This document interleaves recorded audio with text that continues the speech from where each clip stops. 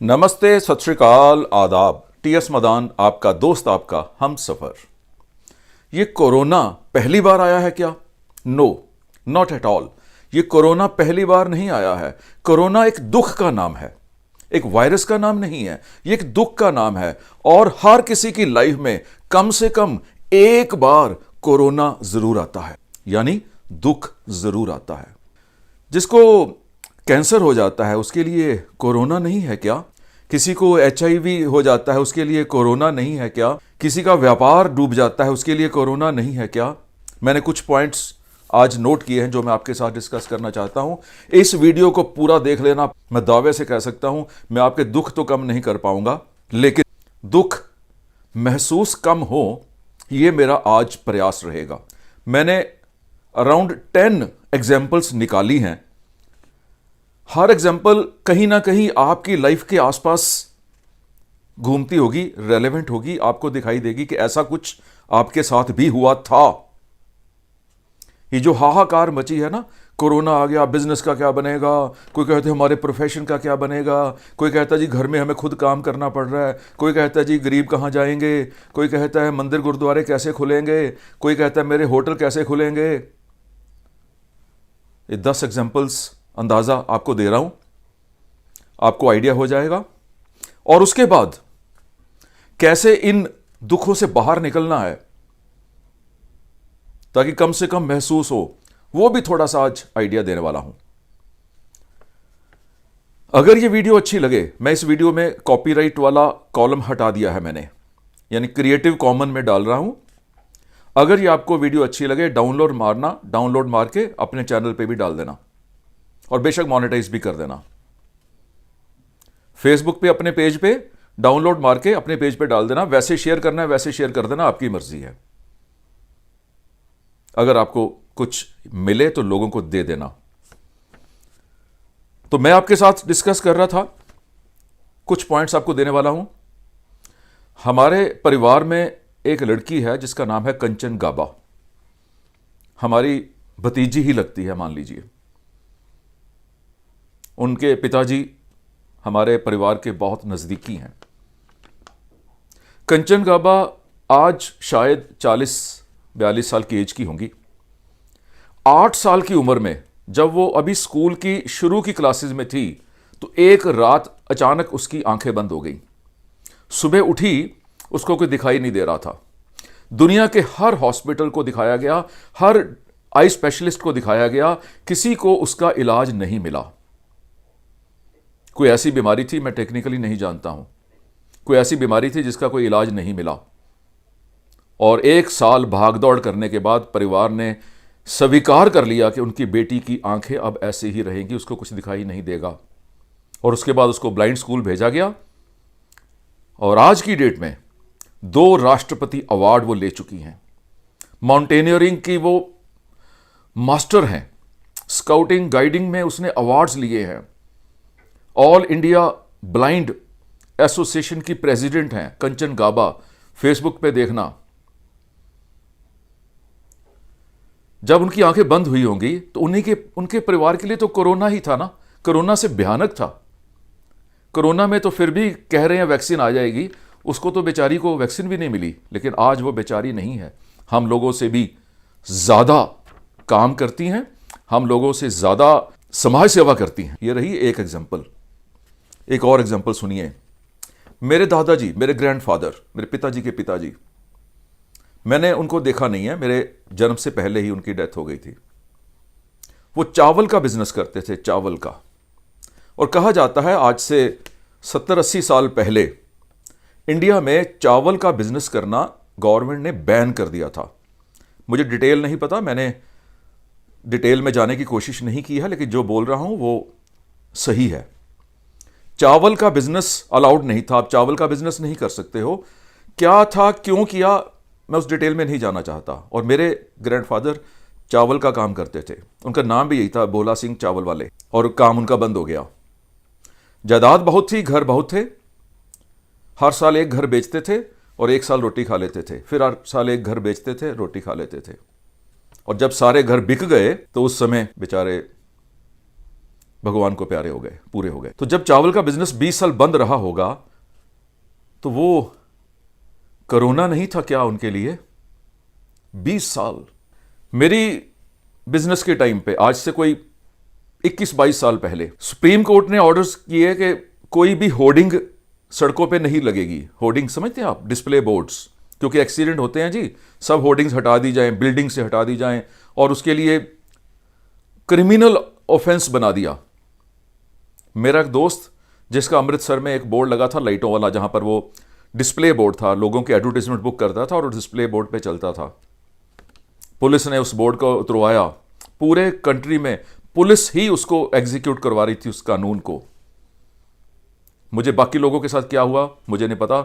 मेरे उस दोस्त को तो कोरोना हो गया, और उस मेरे दोस्त के पास तो वो हिम्मत भी नहीं थी, सुइसाइड कर लिया बेचारे ने।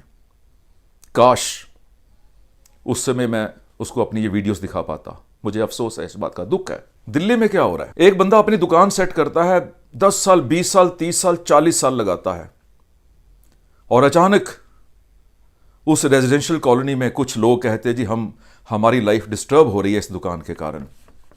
पीस नहीं है, शांति नहीं है।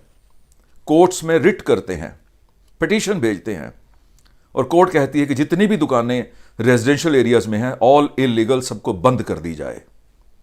कोर्ट अपनी जगह ठीक है, लेकिन मैं तो पब्लिक की बात कर रहा हूं ना। आ गया ना लाइफ में कोरोना। कुछ लोग टूट गए, कई लोगों ने रिकॉर्ड तोड़ दिए। मेरी लाइफ में 32 बार कोरोना आया। किसी की लाइफ में एक ही बार आता है तो वो टूट जाता है। हमारी लाइफ में 32 बार आया, हमने रिकॉर्ड तोड़े हैं, खुद नहीं टूटे हैं। क्योंकि दुख नाम बदल के आ रहा है। आगे सुनिए, भोपाल में वो गैस ट्रेजेडी हुई थी, जो गैस लीक की थी यूनियन कार्बाइड की फैक्ट्री से। हजारों लोग मर गए और लाखों लोग इफेक्टेड हैं। आज भी उन लोगों के परिवारों में कोई ना कोई समस्या है, कोई डेफिशिएंसी बन चुकी है, कोई बॉडी का कोई पार्ट खराब हो चुका है because of that union carbide gas leakage. जो टेररिज्म, सो कॉल्ड टेररिज्म जिसे बोलते हो, आतंकवाद, कितने साल रहा जम्मू कश्मीर में। पता नहीं कब कर्फ्यू लग जाना है, कब दुकानें बंद हो जानी है। पंजाब में रहा, हमने देखा है कई साल, हम तो वहीं रहते थे। असम में रहा, नागालैंड में रहा, दार्जिलिंग में रहा। हम उन दिनों में शाम को 6 बजे के बाद घर से नहीं निकलते थे, अलाउड नहीं था। पता नहीं कि लड़का वापस आएगा कि नहीं आएगा। मैं लाइफ इंश्योरेंस बेचता था तब। एक टाउन के बाहर मैं बाइक पे जा रहा हूं, शाम को 6 बजे, 6:30 बजे, मुझे कुछ सो कॉल्ड आतंकवादी, जिनको आप बोलते हैं, उन्होंने मुझे रोका, बाइक दे दे। मैंने बाइक उनको दे दिया। क्या करता? गोली खाता क्या? और किसी और से साइकिल के पीछे लिफ्ट लेके उस टाउन तक गया। दिल्ली में 84 में जब एंटी सिख रॉयट्स हुए, मैं दिल्ली में रहता था। अभी पंजाब के टेररिज्म से भाग के मैं दिल्ली आ गया था। मैं उस कोरोना से भाग के दिल्ली में आ गया था, और दिल्ली का नया कोरोना हो गया, एंटी सिख रॉयट्स। हमारे एक जान पहचान वाले पहाड़गंज में पेंट की दुकान थी। जैसे भीड़ आई, उन्होंने शटर डाउन कर दिया।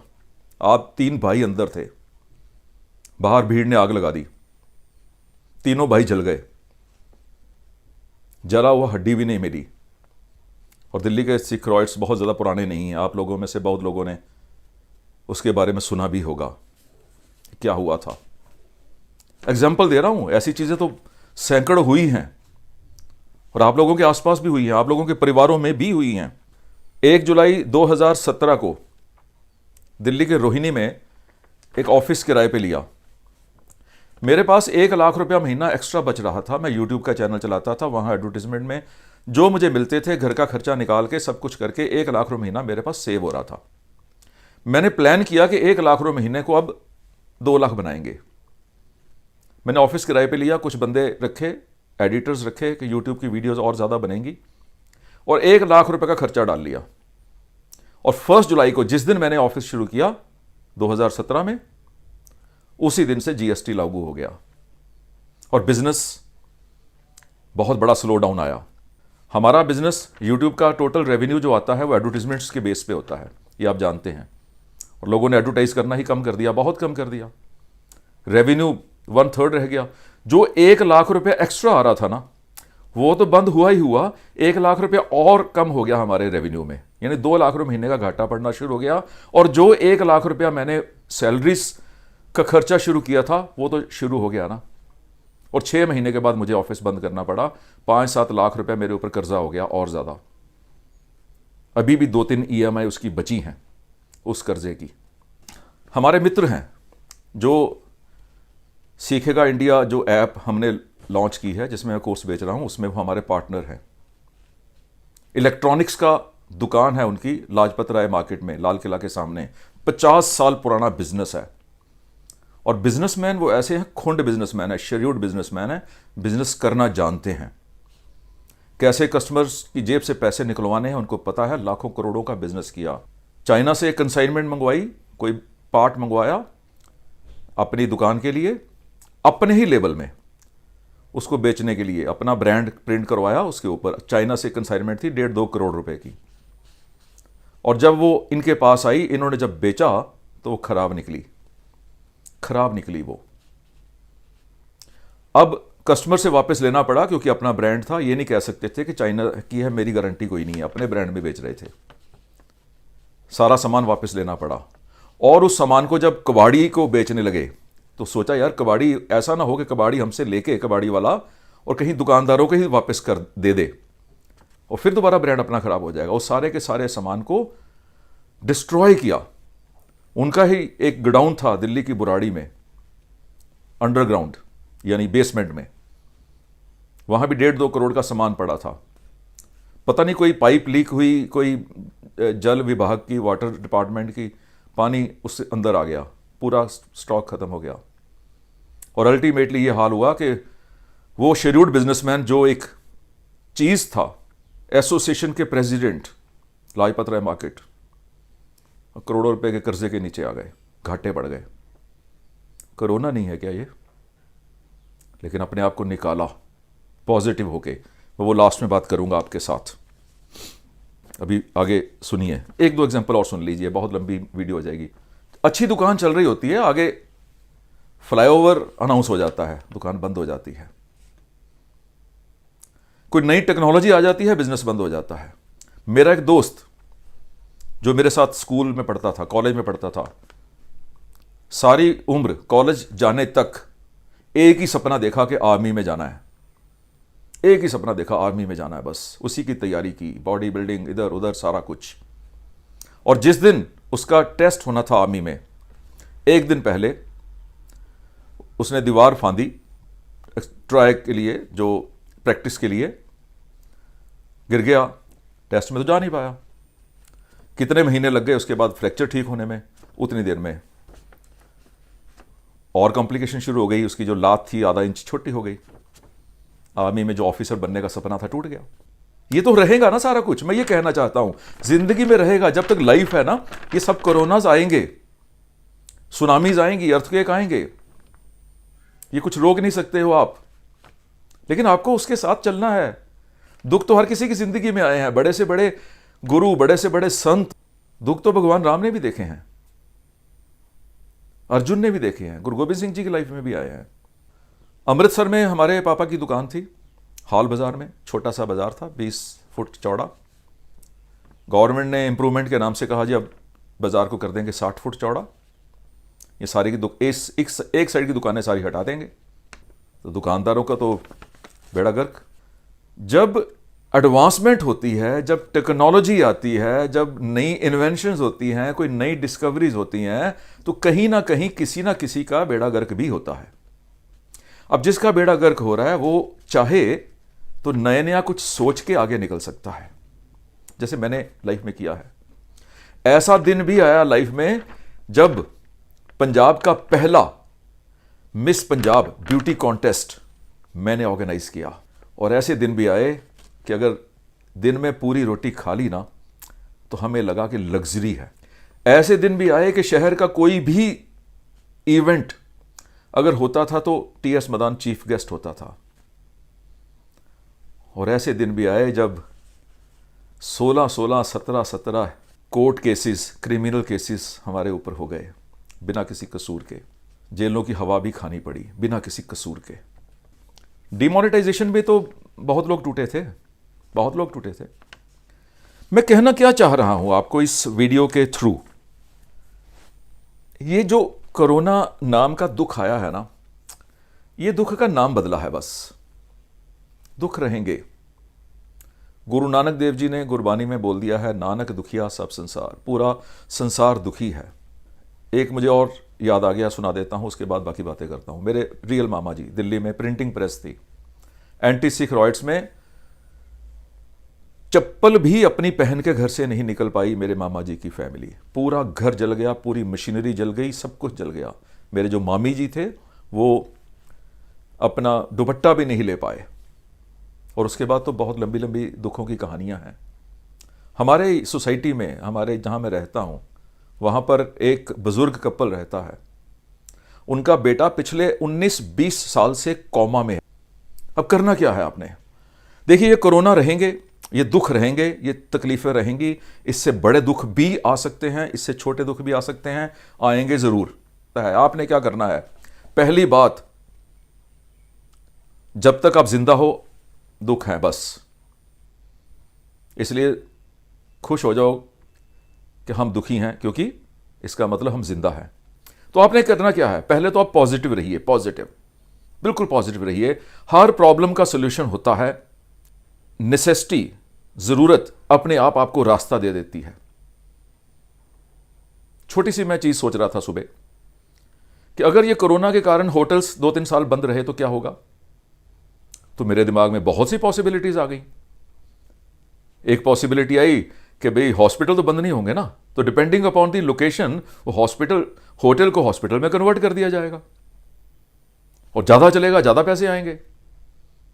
दूसरी पॉसिबिलिटी आई कि अगर उसके नजदीक कोई इंस्टीट्यूट है तो हो सकता है उनको पेइंग गेस्ट अकोमोडेशन चाहिए हो सकता है। मैं पॉसिबिलिटी देख रहा हूं केवल। ऑफिस कॉम्प्लेक्स खुल सकता है, किसी का होटल मान लो किसी मार्केट के नजदीक है तो वहां पर हो सकता है दुकानदार अपने गोडाउन्स के लिए कमरे किराए पे ले लें, उनको सहूलत मिलेगी तो किराया ज्यादा दे देंगे। बहुत सी पॉसिबिलिटीज हैं। सुबह बात हुई, कहते जी बैंकेट हॉल वाले क्या करेंगे अगर ऐसे ही शादियां 50-50 लोगों में हुई तो? अरे आज की डेट में जितनी ई कॉमर्स कंपनीज हैं उनको बड़े बड़े वेयर हाउस किराए पे लेने हैं, वो ले रहे हैं। जहां मैं रहता हूं वहां आसपास होटल बैंकेट हॉल नहीं बन रहे, वेयर हाउस बन रहे हैं, बड़े बड़े गोडाउन बन रहे हैं और लाखों लाखों महीना वो बैंकेट हॉल से ज्यादा पैसे कमा रहे हैं। तो बैंकेट हॉल वाले वेयर हाउस वालों को किराए पे दे देंगे। एग्जाम्पल दे रहा हूं, पॉसिबिलिटी ले रहा हूं। अरे बहुत रास्ते निकलेंगे। आज एक रास्ता बंद हुआ है ना, बहुत रास्ते निकलेंगे। मैं आपको पक्का निकलेंगे कैसे? निकलेंगे तभी ना अगर आप पॉजिटिव रहोगे तो। पॉजिटिव रहो, पॉजिटिव लोगों के साथ बैठो, पॉजिटिव मैसेज रिसीव करो, पॉजिटिव मैसेज फॉरवर्ड करो। पूरे दिन में कम से कम 10% टाइम केवल अच्छी वीडियोस, अच्छी ऑडियोज, अच्छी किताबें पढ़ने में, अपने सेल्फ डेवलपमेंट में, अपने आप को मोटिवेट करने में, अपने आप को फॉरवर्ड थिंकिंग में ले जाने के लिए लगा दीजिए। आने वाली एक आधी वीडियो में आपको अपनी जायदाद दिखाऊंगा, मेरी जायदाद, लाखों रुपए की किताबें। उस डिप्रेशन से बाहर निकला हूं, उस डिप्रेशन से। लोगों के पैसे भी देने हैं, करोड़ों रुपए देने हैं, वहां केस चल रहे हैं, परिवार बिखर चुका है, काम है कोई नहीं। किताबों ने ही मुझे यहां तक पहुंचाया है। अभी तो बहुत मंजिल आगे है।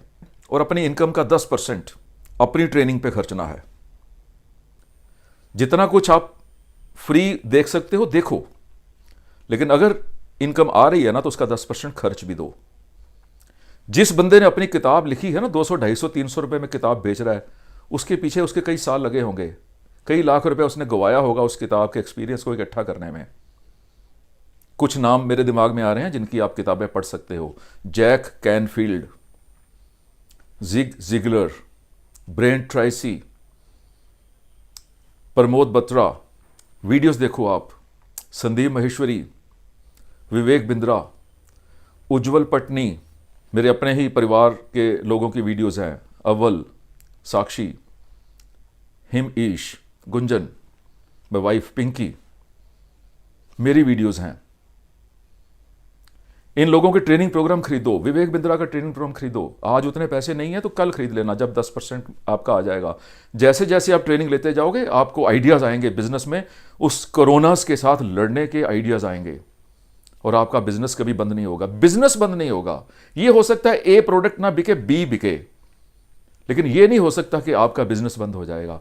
ये हो सकता है कि ए प्रोफेशन ना चले कि बी प्रोफेशन चले, वो तो होना है। हम बात कर रहे हैं गरीबों की, वो कहां जाएंगे? मैं जो बात कर रहा हूं अभी वो तो मिडिल क्लास की है ना। गरीब कहां जाएंगे बेचारे? हमारी सरकारों का कसूर है, उनको सेल्फ डिपेंडेंट बनाया ही नहीं। शुरू से ही उनको सब्सिडीज दे के फ्री मेडिकल एड, फ्री पढ़ाई, फ्री वो, फ्री दालें, फ्री चावल, फ्री टैबलेट, फ्री वो कर करके उनकी लाइफ निकम्मा बनाया हुआ है उनको। उन बेचारों का कसूर कोई नहीं है। हम सब मिलके, जो मिडिल क्लास है, हम जो व्यापारी लोग हैं, हम जो प्रोफेशनल्स हैं, जो पढ़ी लिखी क्लास है, जो अवेयर्ड क्लास है, जो लर्निंग एटीट्यूड रखती है, हम सब मिलके उन मजदूर भाइयों को आगे उठाएंगे। और मैं आपके साथ हूं, मुझे आपका साथ चाहिए। उनके लिए कोई रास्ता निकालेंगे काम का, निकालेंगे, क्यों नहीं निकालेंगे? बिना पैसे के भी बिजनेस किया जा सकता है। बिजनेस का मतलब यह नहीं होता है कि बिग बाजार। बिजनेस का मतलब होता है 100 रुपए की सब्जी बेचना, वो भी तो बिजनेस है। बहुत आइडियाज देंगे हम लोगों को, सब मजदूरों को हम काम पे लगा सकते हैं। जितना हम कंट्रीब्यूट कर पाए, उससे ज्यादा तो हमारी अपनी एबिलिटी के मुताबिक है ना। जितना हम कंट्रीब्यूट कर पाएंगे हम सब मिलकर करेंगे। पढ़ी लिखी class, awared class, civilized class, हम उन मजदूरों को बाहर उठाएंगे। किसी के ट्रेनिंग प्रोग्राम खरीदिए, किसी की किताबें खरीदिए, किसी के सेमिनार तो होंगे नहीं, लेकिन वेबिनार्स में जाइए, जूम मीटिंग्स अटेंड कीजिए, जितना कर सकते हैं करिए। और ये ना सोचिए इसमें मेरा क्या फ़ायदा होगा, टाइम लगाइए, फालतू चीज़ों से टाइम हटाइए। और इच्छा हो तो मेरा ट्रेनिंग प्रोग्राम भी खरीद लेना। ग्राहक की ना को हाँ में कैसे बदलें। पैसे तो कमाऊंगा इसमें, मैं करोड़ों रुपए कमाऊंगा, इसमें डाउट नहीं है, लेकिन आपको टैक्स करके, आपको परेशान करके नहीं कमाऊंगा। 1000 में कोर्स बेच रहा हूं, 180 रुपये GST, 1180 रुपये में एक एक बंदे को दे रहा हूं, क्योंकि मैं बहुत पैसे कमाना चाहता हूं, इसलिए मुझे इसकी टर्नओवर बढ़ानी पड़ेगी, ना कि एक ही बंदे के गले में नाखून डाल के उसी से 25,000 50,000 निकाल दूं। और अगर मैं चाहता तो 50,000 में बेच सकता था मैं, लेकिन मेरा विजन है हर रेडी वाले को, हर मजदूर को, हर दुकानदार को, हर मिडिल क्लास को, जो भी बंदा डिप्रेस्ड है, जो भी बंदा परेशान है, स्ट्रेस में है, जितना हो सकेगा मेरी तरफ से, चाहे मैं ज्ञान बांटूं, चाहे मैं मोटिवेट करूं, चाहे उनको मैं कोई आइडिया दूं, जो मेरी तरफ से होगा मैं तो करूंगा, जितना भी कर पाऊं। चाहे मैं 20 लोगों के लिए कर पाऊं, चाहे मैं 20,000 लोगों के लिए कर पाऊं। और आप भी यही कुछ कीजिएगा जितना आप कर पाएं। भगवान बैठा है आपकी मदद करने के लिए, अल्लाह खुदा वो वाहिगुरु बैठा है आपकी मदद करने के लिए, लेकिन आप उन नेगेटिव चीज़ों से बाहर निकल आइए। सब कुछ सही चलेगा, हर चीज़ सही चलेगी। बहुत गोल्डन पीरियड है आगे आने वाला, वो आपके ऊपर डिपेंड करता है कि आप उसको लेते कैसे हो, लेकिन गोल्डन पीरियड आने वाला है आगे, और गोल्डन पीरियड ही रहेगा। जो उसको गोल्डन समझेंगे उनके लिए। उसी चीज़ में एक बंदा कह रहा है यार क्या मौसम है, दूसरा बंदा कह रहा है क्या मौसम है यार, एक बंदा कह रहा है क्या यार मज़ा आ रहा है आज की धूप में, दूसरा कहता है यार धूप चुभ रही है। तो बस और लंबा नहीं करता हूँ। अगर मेरा कोर्स खरीदना होगा तो फिर उसका लिंक मैंने डिस्क्रिप्शन में डाल दिया है, वो आपकी मर्ज़ी होगी। अगर आप बाकी लोगों के ट्रेनिंग प्रोग्राम खरीदना चाहें ज़रूर खरीदिए। हिम ईश मदान अव्वल दोनों का ट्रेनिंग प्रोग्राम बिक रहे हैं, वो भी लीजिएगा। अगर आज पैसे नहीं हैं तो फिर कुछ रुक के ले लीजिएगा। अगर और ज़्यादा पैसे हैं तो फिर विवेक बिंद्रा, उज्ज्वल पटनी, पुष्कर राज, इन लोगों के ट्रेनिंग प्रोग्राम भी लीजिएगा। और लोगों को मुझे नाम इस समय ध्यान में नहीं आ रहे हैं, तो इनके ट्रेनिंग प्रोग्राम भी खरीदिएगा। जितना भी खरीद सकते हैं खरीदिएगा, किताबें खरीदिएगा, भर लीजिए 10% of your income and 10% of your time self development में। सो इजाज़त दीजिए, मेरा आशीर्वाद आपके साथ है। God bless you, God bless you, God bless you.